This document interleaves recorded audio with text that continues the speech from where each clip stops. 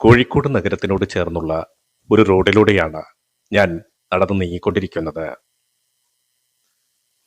ഈ റോഡുകൾ കണ്ടിട്ട് വർഷങ്ങളായി ടാർ ചെയ്യാത്ത നിലയിലാണ്.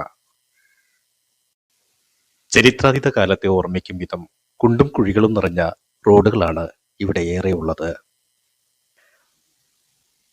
റോഡിൽ ഘടിപ്പിച്ച പഴയൊരു മോട്ടോർ കണ്ടപ്പോഴാണ് ഒരു കാര്യം മനസ്സിലായത്. മഴക്കാലത്ത് നല്ല ഒരു ജലസംഭരണിയായി ഈ റോഡിലെ കുഴികൾ ഉപയോഗിക്കുന്നുണ്ടെന്ന്. ഇവിടെ തെങ്ങ് നനയ്ക്കാനും തോട്ടം നനയ്ക്കാനും നല്ല ജലസംഭരണിയായി ഈ റോഡ് ഉപയോഗിക്കുന്നുണ്ട്. കുറച്ചു ദൂരം സഞ്ചരിച്ചപ്പോഴാണ് അറിഞ്ഞത്, ഒരു ബസ് വരുന്നത് കണ്ടു. ബസിന്റെ ബോർഡിൽ കുണ്ടുപുറമ്പ് പുതിയങ്ങാടി എന്ന് എഴുതി വച്ചിരിക്കുന്നു.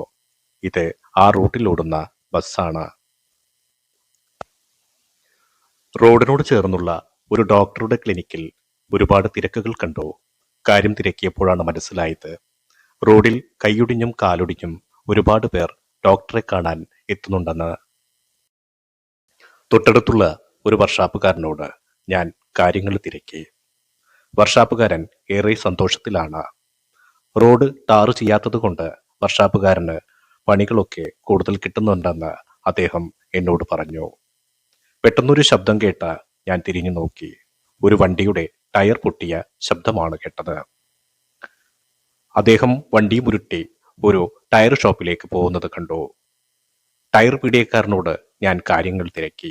അദ്ദേഹവും വളരെ സന്തോഷത്തിലാണ്. ഇവിടെ ടാർ ചെയ്യാത്തത് കൊണ്ട് അദ്ദേഹത്തിനും സ്വല്പം വർക്കുകൾ കൂടുതൽ വരുന്നുണ്ടെന്ന്. കുട്ടികളും മുതിർന്നവരുമായി ഒരുപാട് പേർ യാത്ര ചെയ്യുന്ന ഒരു റോഡാണിത്. ഈ റോഡിന് പാപമോക്ഷം കിട്ടുമോ, അല്ലെങ്കിൽ ഇങ്ങനെ തന്നെ നിലകൊള്ളുമോ? പണ്ടാരൻ ചാനലിന്റെ മറ്റൊരു എപ്പിസോഡുമായി വീണ്ടും കാണുന്നതുവരെ നന്ദി.